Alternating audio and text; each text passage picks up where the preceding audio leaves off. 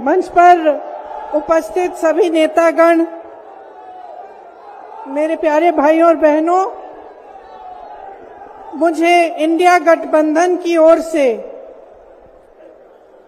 India गठबंधन की 5 सूत्री मांगें पढ़ने के लिए कहा है। इससे पहले कि मैं ये शुरू करूं, मैं एक छोटी सी बात आपके सामने रखना चाहती हूं। देखिए, ये दिल्ली वाले जानते हैं कि ये दिल्ली का सुप्रसिद्ध रामलीला मैदान है। यहां बचपन से मैं आ रही हूं। हर साल दशहरे के दिन यहां इसी मैदान में रावण के पुतले का दहन होता है। मैं छोटी थी तो अपनी दादी जी इंदिरा जी के साथ आती थी, उनके पैरों के पास जमीन पर बैठ के देखती थी। उन्होंने हमारे देश की ये प्राचीन, हजारों वर्ष प्राचीन गाथा जो रामायण है, भगवान राम जी की जीवन गाथा मुझे सुनाई। आज जो सत्ता में है वे अपने आप को राम भक्त कहलाते हैं। इसीलिए यहां बैठे हुए मेरे मन में ये बात आई कि उनको इस संदर्भ में कुछ कहना चाहिए।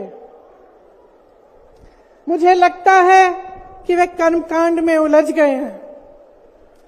मुझे लगता है कि वे दिखावे में लिप्त हो चुके हैं। इसीलिए मैं आज यहां खड़े होकर उन्हें याद दिलाना चाहती हूं कि वो हजारों वर्ष पुरानी गाथा क्या थी और उसका संदेश क्या था। भगवान राम जब सत्य के लिए लड़े, उनके पास सत्ता नहीं थी।